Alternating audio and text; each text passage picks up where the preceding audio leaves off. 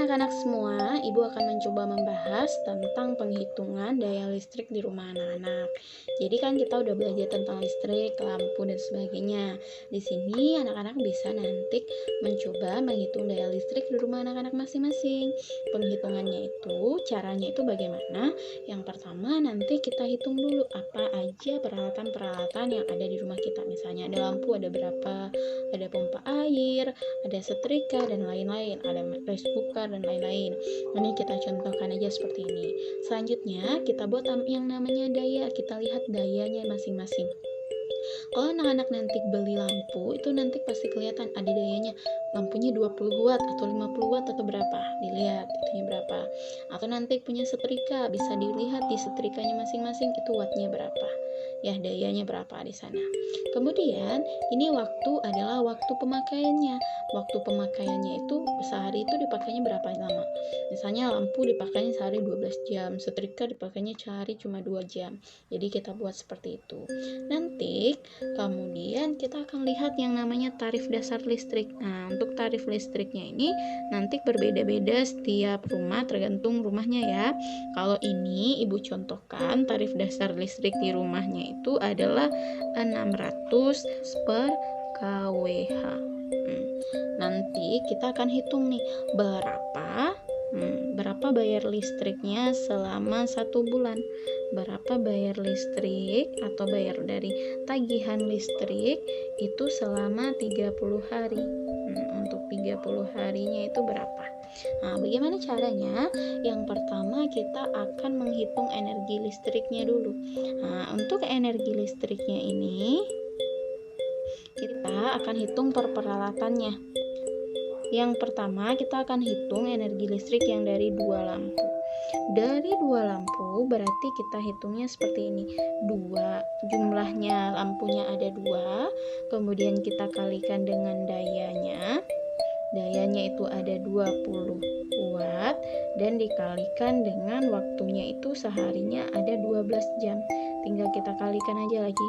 Berarti ada 2 kali 2 kali 12.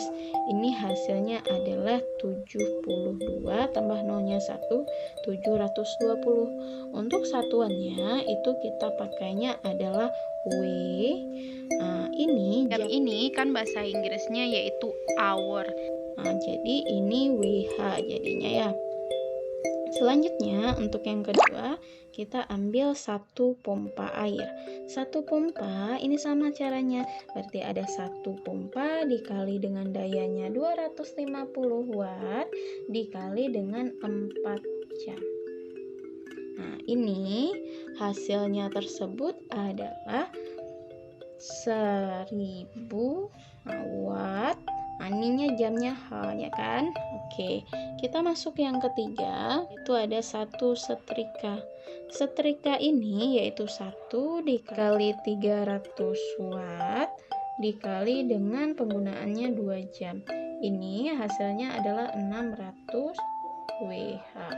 Oke, selanjutnya kita akan mencari yang namanya pembayaran listriknya itu. Nah, pembayaran listrik ini kan kita jumlahkan dulu, ada 720, ada 1000 sama 600 kan. Jadi hasil penjumlahannya tersebut kalau kita jumlahkan antara yang 720 WH-nya ditambah dengan 1000 WH ditambah dengan 600 WH, ini hasilnya adalah 2320 WH. Selanjutnya kita akan mencari yang namanya hasilnya tersebut. Jadi ini satuannya itu masih dalam WH, sedangkan tarif listriknya itu dalam kWh. K ini kepanjangannya kilo. Jadi yang WH ini kita jadikan ke kilo. Jadi kan tadi hasilnya 2320 WH, ini akan kita jadikan ke kWh. Ini kita bagi dengan 1000 nanti. Kita bagi dengan 1000 itu hasilnya kan 2,32. Hasilnya kan yang 2,32 kWh ini kita kalikan dengan 30. Nah, karena kita maunya 30 hari kan. 30 hari berarti ini Ini dikalikan, ini hasilnya adalah 69,6 kWh. Ini baru energi listriknya. Kemudian kita kalikan dengan tarifnya tadi. 69,6 kWh ini dikali dengan 600. Nah, karena dia per kW 1 kWh-nya aja 600 kan, kita dapatnya 69,6. Ini hasilnya itu adalah 417.000 rupiah. Jadi biaya listrik yang harus dibayarkan selama sebulan adalah segini. Seperti itu caranya. Oke, kita akan membahas mengenai kelistrikan pada sel saraf. Tubuh kita dapat menunjukkan adanya gejala kelistrikan, khususnya pada saraf yang disebabkan adanya impuls atau sinyal pada sel saraf. Tahukah kamu mengapa kita dapat merasakan sakit ketika dicubit? Ternyata rasa sakit tersebut muncul karena kulit kita menerima rangsangan berupa cubitan. Rangsangan ini selanjutnya diubah oleh sel saraf dalam kulit menjadi impuls. Kajian yang khusus mempelajari tentang aliran impuls pada tubuh manusia disebut dengan biolistrik. Tegangan atau beda potensial pada tubuh berbeda dengan yang kita bayangkan seperti listrik rumah tangga. Kelistrikan pada tubuh hanya berkaitan pada komposisi ion yang terdapat dalam tubuh. Bukan listrik yang mengalir seperti pada kabel listrik di rumah. Oke, kita di sini akan membahas bagian-bagian dari sel saraf. Nama lain sel saraf itu disebut dengan neuron. Jadi, sel saraf itu bentuknya bukan bulat seperti sel yang biasa ya, tetapi ada bentuk modifikasi khusus seperti ini bentuknya. Jadi, sel saraf itu dia ada bagian tengahnya ini atau yang kita sebut dengan badan sel. Di sini badan utamanya, di sini terdapat yang namanya inti sel atau nukleus yang mempengaruhi atau mengatur seluruh bagian dari sel saraf.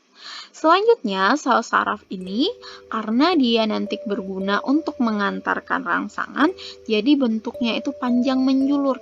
Jadi anak-anak anggap aja sel saraf itu punya tangan. Jadi tangannya itu nanti berhubungan dengan tangan-tangan yang lain agar sinyal-sinyalnya tersebut sampai seperti itu. Jadi si sel saraf ini punya penjuluran atau tangannya yang pendek dan punya juga penjuluran yang panjang. Penjuluran yang pendek ini kita sebut dengan dendrit. Ingat aja pendek berarti dia yang dendrit.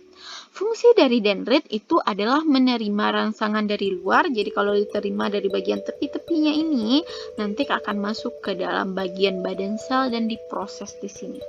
Selanjutnya, bagian yang sudah diproses itu akan diteruskan ke akson ini, yang panjang, ini kan panjang, ini kan. Atau nama lain dari akson disebut dengan neurit. Nah, diteruskan ke akson. Di akson ini nanti dia sampai ke sinapsis ini dan diteruskan ke sel saraf yang lain. Pada bagian sel saraf, ini nanti bagian selnya itu diselubungi oleh yang namanya selubung mielin, yang warnanya kuning-kuning ini. Tetapi sebenarnya selubung mielin ini kalau kita deteksi lagi, dia tersusun oleh sel Schwann yang warnanya merah-merah ini. Jadi ada suatu sel yang menyelubungi sel saraf ini yang nanti disebut dengan selubung mielin. Selanjutnya, tapi nggak semuanya bagiannya diselubungi selubung mielin, ada yang nggak diselubungi. Ini kita sebut dengan namanya nodus Ranvier.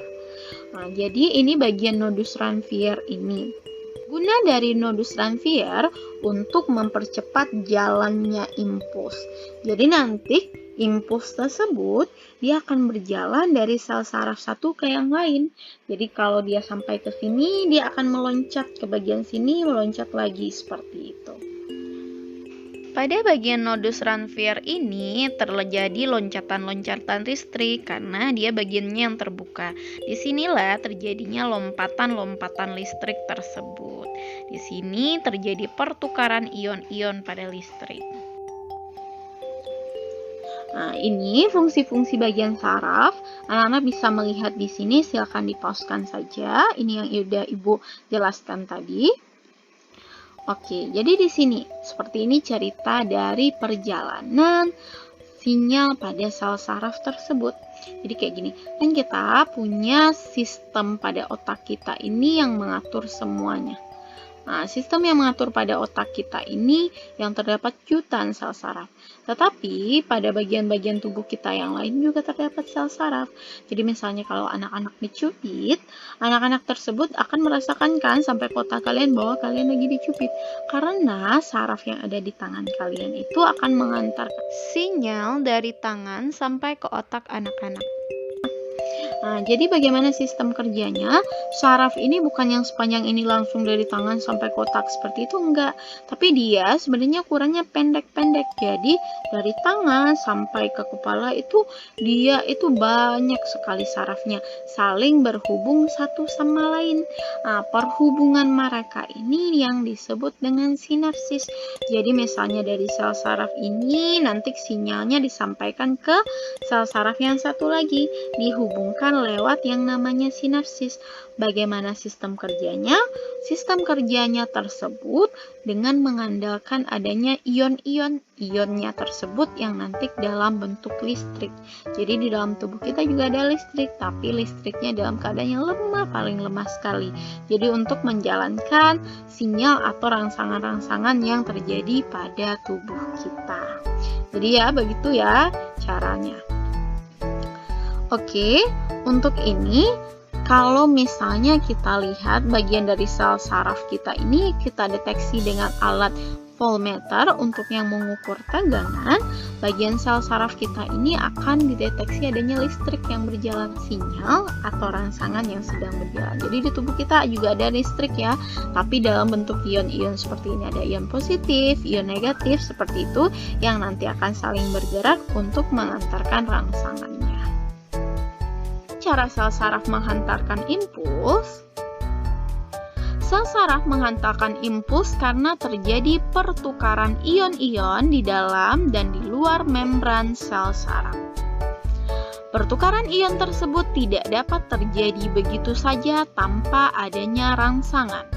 Rangsangan yang cukup kuat dapat mengaktifkan pompa ion, sehingga menyebabkan terjadinya pertukaran ion. Sel saraf tidak mengantarkan impuls, muatan positif Na+ melingkupi bagian luar membran sel. Pada kondisi demikian, membran sel saraf bagian luar bermuatan listrik positif dan membran sel bagian dalam bermuatan listrik negatif.